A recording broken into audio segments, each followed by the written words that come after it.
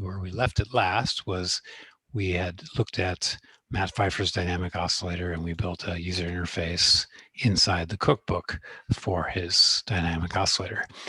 In so doing, we noticed that there were problems with how the thing was coded, and Taylor was mentioning how it was not thread safe. So we turned on in the schemes, we turned on thread sanitizer. And so when you do that and you do things that are potentially not thread safe, you get warning messages. And so they gave us a bunch of warning messages about mutex is already being destroyed and other things. And so this last week, in fact, mostly this morning, Taylor and I had a screen share, and we addressed those issues, so we can show that as the soft sours, basically. So what I'm going to do is pull down the latest code. Okay, and I'll start building in the background so that some people complained that recently the AudioKit doesn't build so fast, but that was pretty quick. We changed part of AudioKit and it didn't build anything except what it needed to, so that's good. So we could show that this doesn't have thread safe issues, but I think it's more interesting to take a look at what was changed this morning and talk about it. So I'm willing to steer if you want to talk, Taylor. Okay, sounds good. I guess the primary issue that we had previously was that there was just simply no thread primitives guarding the setting of the waveform. So the main thread would try to set the waveform, and there was many places where it could crash. Actually, if you look in the details, if you scroll down a little bit, Ari, we could look at the old code, and I could say like one place where it could crash. Okay, let's stop right there. Oh, okay. went too far. Okay. In set wavetable, for example. Okay. This is instructive in how to think about this kind of stuff. Okay, because set wavetable is going to be called by the main thread. Okay, and the audio thread at any point in there could execute. So you're sort of, you play this game where you're allowed to say, okay, what if it executes right here? Or what if it executes right there? Okay, now, if you look at, for example, between line 51 and 52, it's destroying a table, a wave table, and then creating a new one. If the audio thread happens to execute between those, it's gonna see a garbage table, deallocated, a dangling pointer, and it's going to crash. Now, it's unlikely that that will happen because things have to be timed just right, but it can happen. And what's really nice is that we have the thread sanitizer to tell us that those kind of situations are occurring. So how to get around this? Well, the basic approach is to have a queue of new tables, new wave tables. You can see I called it waveform queue on line 40 here on the left side here, line 40. So that's using the TP circular buffer, which is a lock-free queue that we use all over the place. I shouldn't say all over the place, but we've used it several times. It's the only lock-free queue that we have in AudioKit. So the main thread, instead of just simply setting the waveform for the audio thread to look at, it's going to push it onto a queue. So if we go and we look down at the new version of set waveform, which I think is our set wavetable. There's set wavetable and there's actually send wavetable. And send wavetable does the on line 73 here. That actually creates the table and puts a pointer to it in the queue. So we're not really like copying a lot of data over. All we're doing is sending a single pointer over. And there are some details that you have to be a little careful about with this. And one of them is that you you can't deallocate. So even though you're allocating the table in the main thread and you're sending it over to the audio thread, you can't deallocate it on the audio thread because deallocation is not real-time safe. Both allocation and deallocation are not real-time safe. So there's a little bit of care taken here to create a list of old tables that are then cleaned up later by the main thread. You can see on line 91 there, it calls this collect tables, which basically sweeps up all the old stuff. So yeah, that's basically it. You can see in set wavetable that's gonna enqueue it in the queue. And then if we go down here to the actual process call, you can see the first thing it does is update tables. And so that's gonna, every time the process call, it's gonna take a look at the queue. Do I have a new table? If so, it begins this crossfading to the new table. And there's a little bit of trickiness in there, but basically, if you could see it like on line 119 up there, you can see it looks at the circular buffer, and it's going to return a pointer to an incoming pointer to the table. And if it gets one, then it updates some stuff and consumes that one pointer. So each time process runs, it can only see one new table, which could be a little bit of a problem if you send a ton of tables at it. So like, let's say your main thread just sends 100 tables over to your audio thread. Well, then it's going to take 100 process calls to get through all of those. So this is sort of the assumption here, is that it's not going to, the main thread is not going to hammer the audio thread with tables. And if that's the case, then we could continue to work on this and refine it. But, just a quick question. Sure. Quick question. This is great. This is awesome. You said that we're just swapping pointers. So and the way Matt designed this oscillator was only just one wavetable at a time that's updated outside. But if you wanted to, and you, like, for example, if this was more like a morphing oscillator and it had 4 tables, and you wanted to send 4 tables, you could refactor this to do that, and it wouldn't really be an extra burden, right? It's just 4 pointers. Right? Yeah, you would just send over 4 pointers if you wanted to. Yeah, if you wanted to, like if you have a let's say you have a morphing oscillator, and then you want, a little hard to describe, I suppose, but like, it's morphing between those 4 oscillators. Now you want it to morph between another set of 4 oscillators, and maybe it even crossfades between the 2, which would be kind of crazy, but you could do that fairly easily. Okay, cool. Yeah. Cool. Yeah, we also kind of refactored a little bit of the actual process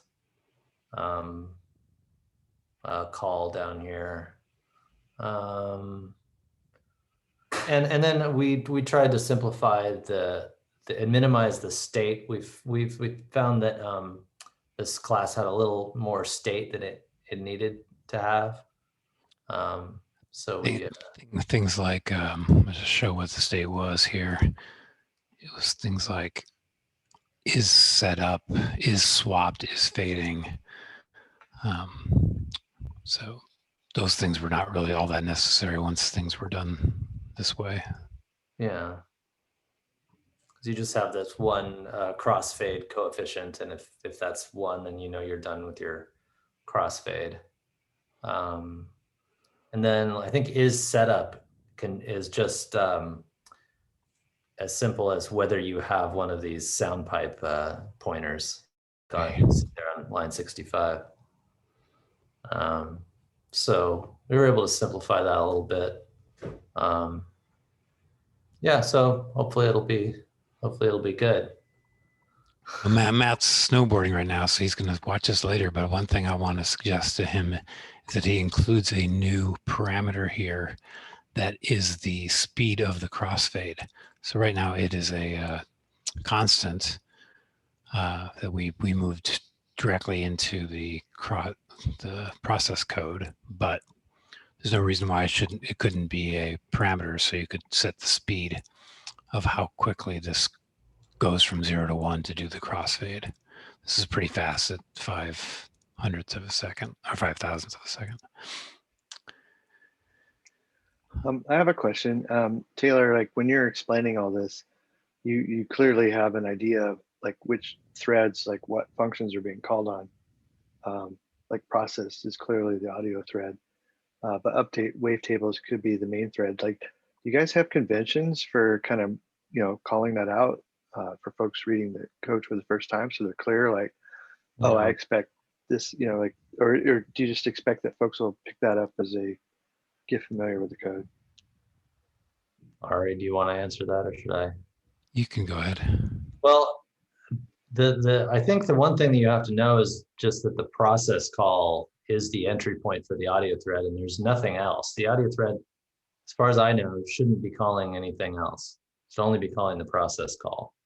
And then all the other calls, all the other things that are overridden, all these things that say override, those should be called on the main thread or at least some other thread. Yeah, that's really good to know. That's important. Yeah. I'm not sure what we could do. I mean, comments maybe to explain Office that. hours. Yeah. Yeah, but just that alone is really important. Like just for someone looking at the code for the first time, knowing that process is only and always called by the audio thread. Yeah. And all other functions are. It kind of reminds me that I don't so much like this how it has so many calls that seem like they're not even necessary, like init, dinit, reset, and all this.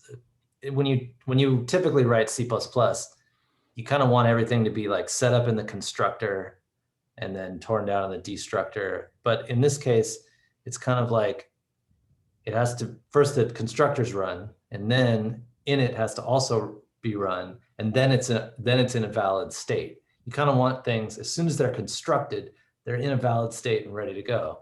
And so I think I even tried to simplify this and ran into something. I don't really remember. Well, we did actually simplify part of it. I mean, you were talking about the overarching way of AudioKit does things, but for instance, here in the dinit, he's manually doing these destroys of things, whereas you got that for free because in the destructor for old table. Yes, for wavetable, right? Right. You when destroys. wavetable info goes away, then it destroys the wavetable. Yeah. So the thing to mention about this wavetable info is that of course it has the table, then it also has on line 23 here, it has this atomic bool, which is how the audio thread tells or marks this wavetable as like this, that I am done with it. Like I've moved on to something else, I being the audio thread, I've moved on to something else, and I'm no longer interested in this table. So you, Mr. Main Thread, you can sweep it up whenever you want. And see where that's set. There's this thing which I didn't quite understand, this .load. You might want to explain why that's like that. Yeah, I think I just called load there just to get that actually gets the value out of the atomic. And then you had this auto with the ampersand, which is tricky part too. Yeah, that's a little tricky because what's in the old tables are unique pointers, and you can't copy construct unique pointers because they have to be unique. I don't know how detailed I should go into unique pointers here, but a unique pointer has unique ownership over something. So when the unique pointer goes away, then it just deallocates whatever it's pointing to. And that makes this a little bit more elegant. So if we go back up and look at the old tables here, line 41, then you see it's unique pointers to the wavetable info. So that old tables is going to have ownership over those wavetable infos, even though they're also being sent over to the audio thread.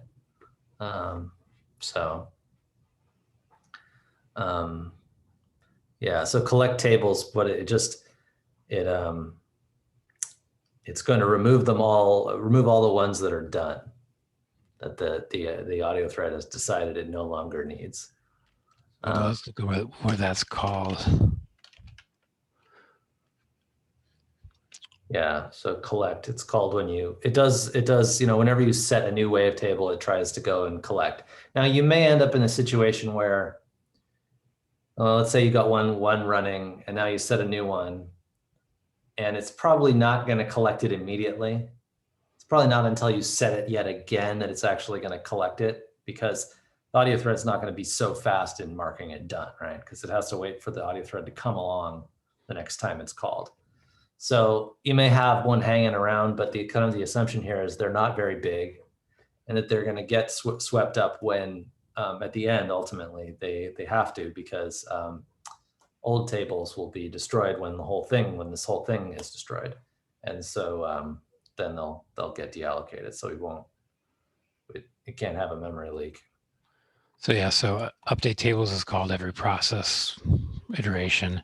And inside update tables, if there's something to be consumed from the TP circular buffer and the old table exists, we say, okay, we're done with it now because we're going to be populating it with new information. Is that a good way to explain it? Yeah. Yeah.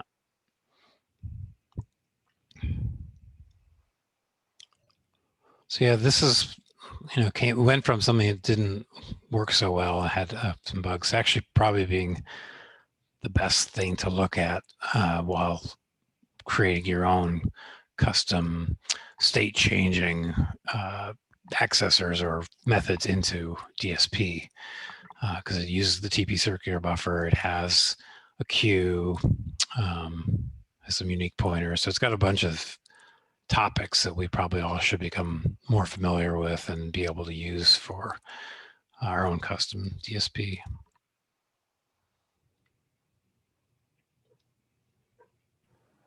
This is a gold mine. I've never heard anyone explain it like soup to nuts like that before. It's always really old documentation, blogs, bits and pieces here and there. So, and to see before and after is really cool, because before is actually really natural and intuitive to write it that way if you're not aware of all the race conditions and thread issues. So to see a design pattern like this, it's a gold mine. It's awesome. Cool. Also, a really important point of sending pointers down instead of big giant tables. Like that's a key concept as well.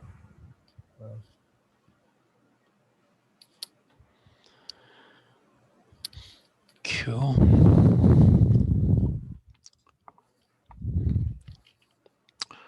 So yeah, I mean, one thing Ari mentioned just now was,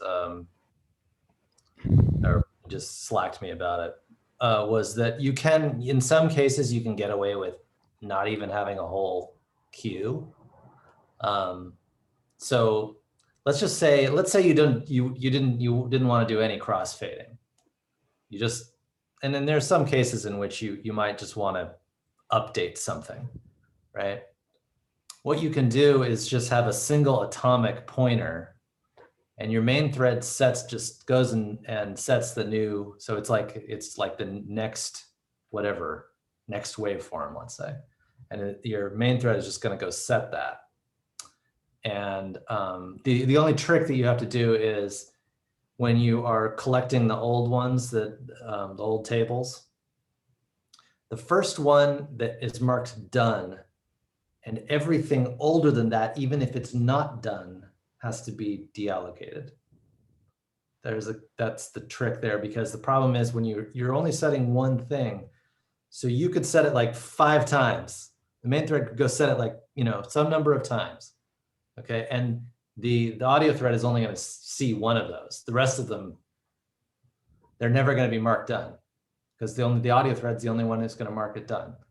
Okay, so So you have to do that trick where as soon as you see one done, everything older than it is also automatically done. And that's a pattern. I think it's just a little simpler and nicer than this. That's a pattern that I use in Audulus that I've used for years now to update the information that the audio thread sees. So. Well, maybe we'll have opportunity to use that somewhere. This one, I guess, was better off the way it is now. Yeah, definitely, because like I was thinking actually this afternoon that I would even upgrade this to the single atomic. However, we don't want to lose potentially lose wavetables because it wants to do the crossfading. You see, so that's why I left it as a queue of them. But I mean, if anyone comes along and has some better ways of doing these things, then I am all ears about it, because this is sort of what I've pieced together over time, and it's been very stable. These kind of patterns have been very stable for me. I mean, I've used this kind of stuff in my app for years, and it's worked well. So.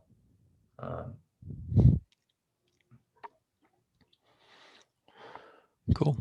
I mean, that's enough to make an office hours. I'm willing to end it there, unless Evan, do you have any questions? Or you're like the other person to show up live? Yeah, I don't have any at the moment. I've just been kind of absorbing everything in. I'm just kind of still dipping my toes into the water with this kind of stuff. So it's just good to hear some advice on it. So yeah, this was really helpful. Before we worked this morning, I was going to do some MIDI stuff, but I'm going to table that for next time so I don't burn out. Cool. I was going to say one thing we could do for the future actually is build something that's a little bit easier to use than TP circular buffer. So the problem with TP circular buffer is that it's not really type safe. It's more it can be used from C and Objective C, which is great. But with C++, you could make a template that does this, and there's a boost. You guys heard of the boost libraries, the C++ boost libraries? Well, they have a lock-free library, and they have like a lock-free queue in there that is templated, and it's going to be type safe, and it's just a little easier to use in general than, because TP circular buffer, like, it gives you the pointer to the head and the tail, and whereas the queue and boost, it's just push and pop. And it's all type safe, so it's a little easier to use. Of course, that would involve like bringing in boost, which is kind of I don't know if I'm so stoked about that. But I do have my own little circular buffer that I use that I could contribute, but I'm just a little bit wary of that, because it's like, that is kind of code that's a little tricky and one can get wrong. So, TP circular buffer is pretty robustly tested, I think, just, by virtue of being in a lot of different apps. So. I got to see that your code this morning, and it looked really tight and concise. And but I didn't want to publicly volunteer that code for AudioKit. But if you were to want to put it in there, I think it would just be good for it, because I think it would put it through its variety of paces. People would probably try to abuse it, and you would see what would come of it. Yeah, I mean, really, I probably just copied it from somewhere else, and just tried to clean it up so it was like in the whatever style I wanted, and at the appropriate template argument, and dealt with the constructors correctly and stuff. There are just a few little things you have to be aware of. So Taylor, it sounds like you have a circular buffer that you like and you use, but there's also boost. So in the long run, or investing in a big framework, like what is the right decision? Like what are the trade-offs? I mean, I don't think it's that big of a deal, really. I think we're only using the circular buffer in a few places, really. But I suppose it might matter more if it's more widespread. I just think it's just kind of easy to mess things up. I mean, I've certainly made mistakes with the circular buffer because you have to do typecasting. For example, if we go down to wherever we pull it off the buffer. Yeah. Not pop. That would be boost. Was it the produce bytes right here, right? Yeah. So like you have to remember that's in this case on line 119, it's a pointer to a pointer, right? It's just really easy for me to mess that up. Like I did that one before where I just made it a pointer, not a pointer to a pointer, for example, and then it's gonna crash or whatever. But And we also like consumed bytes at one point instead of, yeah, and then that'll skip some. So it's the type safety issue, right? Like the C++ versions, they won't let you make those mistakes because they're type safe. Is using boost a huge investment in terms of configuring AudioKit 5 or? Yeah, I mean it's just boost big is deal. kind of this heavy-ish thing that in terms of like bringing it into the build system, I think. Yeah. So I can't thank you enough. This is amazing, and I'm gonna have to watch this like a couple times. I do feel like a logical next step would be, how does the audio thread update data and send that to the UI? That's like a super common use case. How do I, if I compute an LFO down in process, how can I render that on the UI? So seeing patterns like that would be really cool. I don't know if you guys have examples like that on deck, but that would be like a logical next step. Yeah, I mean there's a number of good talks on this stuff. I don't want to just like repeat a lot of stuff that's in talks. But there was one that I linked over on the AudioKit slide. I watched that one. It was great. It was cool. In fact, it made this talk make more sense. Okay, good. But what you did here is just so much more context, right? We had a non-thread safe example that anyone like myself would have written without being aware of safety issues, and then seeing you refactor it like side by side, and that's just gold. That's AudioKit office hours. So yeah, cool. I feel like that talk was, I get the concept, but I don't know how I would code that. I don't know how I would do a circular buffer in process, where I'd allocate it, how it would wind up into Swift, right? Because we haven't really talked about that here, right? Like the methods here in C++ where clearly Swift is calling, but we didn't talk about that. So getting stuff on, and those data structures will be different, right? Like typically, like take the use case of LFO updates, right? Like I compute the LFO in process. Maybe let's say I have 2 of them. I would just want to send that up. That's a different data structure than what we talked about here. We talked about a pointer. Yeah, I mean, let's say you just want to reflect the LFO value in the UI somewhere, right? That could be as simple as just setting an atomic value. It could even be as simple as, because you don't really care about whether it's perfect or not. Like it's not, correctness is not, if you're just like, let's say it's lighting up a little light, right? As the LFO goes up, the light gets brighter and then darker, right? Then you don't so much care about, is it seeing the exact correct value? It's not like a pointer where, it's just, it could be a little bit wrong, could be a little bit out of date. And in that case, you can almost just get away with like just setting a value and just putting like a little disabling of the thread sanitizer around where you set it. Because here's the thing: when you set an atomic pointer, it does some sort of like bus locking, and it is like a performance hit, a little performance hit. I mean, so if you did have a lot of these, it could potentially add up, is at least my understanding of it. And I've kind of hit that before when I tried to do too much atomic stuff. So it can slow things down a little bit. So, well, aware of that. I think a really concrete example would be like D1, like the D1 digital synth. All of the UI elements that are affected by or modulated by an LFO have, you have the knob that the user twists, but then there's also this indicator that circles it that shows what the actual real frequency is. Because right. so you could have, I don't know, I'll make up a number, 100. Is 100 too much? I don't know.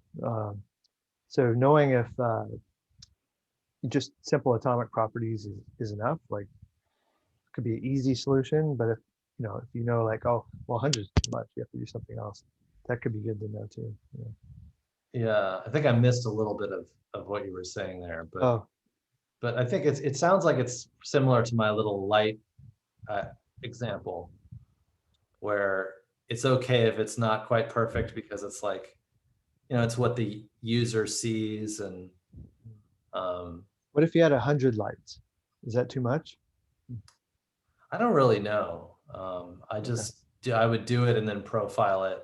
Okay. And see what you end up with. And it's in my case, like in Audulus, people just end up, it's not a fixed synth, so people just end up building as big as they possibly can, right? Oh, right.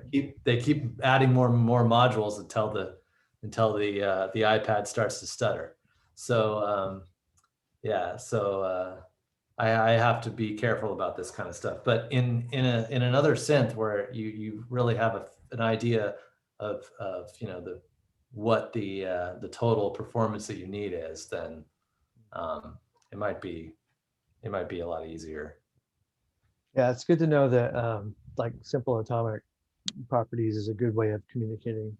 And if you have to go more, then I thought that talk that it's the CPP Con talk. Mm-hmm. What was it? C++ in the audio industry. Yeah. I think that discussed the approach of sending data from the audio thread to the main thread. I think it did. It did. It was towards the end, and he was running out of time, so it was like a little rough. It wasn't like this. It wasn't like AudioKit. I mean, what you have to be careful about there, I think, is like your main thread can spin or wait for the queue to have some space in it, but your audio thread can never do that. It's a little bit of a tricky thing. So it has to be okay. It always has to be okay with, oh, the queue is full. I can't, it has to handle that without blocking. You never want to write a loop in your audio thread that says, wait until there's space on the queue, right? Right. It needs to just be able to just keep going, even if that queue is full. Yeah. Yeah, that was brought up. Okay, good. What's up, Evan? So I was curious with this discussion if you've ever heard of the consumer producer problem. This is essentially the producer consumer problem in the lock-free sense. So typically with the producer consumer problem, it's presented in terms of mutexes and condition variables, but we can't use mutexes or condition variables in this case. Mutexes are not real-time safe. I see. So basically, in a mutex, you're in many cases, I shouldn't say in all cases, but I think in many cases, you're actually telling the operating system that you may be relinquishing control to the kernel or something like that. So right. So then it gets to decide the priority of all the processing. Yeah. What's the log-free stuff just doesn't involve the kernel in any way. Right. So that means your stuff never is blocked. Oh, okay. Because you don't want in your audio thread, you don't want it to call out to the kernel and have to do something. Right. It just do all of its processing. Of course, the kernel starts the processing, right? Does all its processing and then it's done, right? And so it just kind of lets the audio process take care of everything and doesn't want to mess with it, so that they're not communicating during when the audio is processing. Right. So yeah, that's right. You don't want to do any sort of system calls, that is calls into the kernel, when you're doing the audio processing. So when we saw that elsewhere in AudioKit, I think people were doing like file IO or something. Oh yeah. And that's a big no-no. You've got to buffer that. Like, let's say you've got one of these. I thought it was something that, like, does it load from the file or save to a file? Like, what was it, Ari? I think it was loading the wavetables. Okay, so it was like streaming off and it was actually streaming like right in the. Did we even fix that? Disk streamer, we just removed it. But yeah, we just deleted it. That's not. That was Jeff's thing. Not good. Yeah, so sorry, Jeff. But what you need in that case is you have to have it's another producer consumer thing. The producer thread is loading stuff off the disk and then sending it over to the audio thread. Right. Yeah. Cool. Yeah, it's explained a lot. I'm kind of just getting into this stuff, so kind of curious about it. Ari, in this night's office hours, you had the luxury of having side by side because you had version control. We have this recording, but is there any other way of seeing before and after? Because that was just so illuminating. Everybody has that option. Just you pull up AudioKit and you hit the thing, and then on the right side you can choose pre-tailor and post-tailor and see what the difference is. That one. Okay, so that's how there you go, like that. This is a really educational moment right here. Cool. Well, that should be it then. Nice to see all you guys. Yeah, it's great seeing you guys. Taylor, thanks so much for all your knowledge, expertise, and sharing. And thank you, Ari, for making all this happen. I really appreciate it. Yeah, this was really helpful. Thank you guys for this. Good thing. All right. See you next week. All right. See you guys. Take care.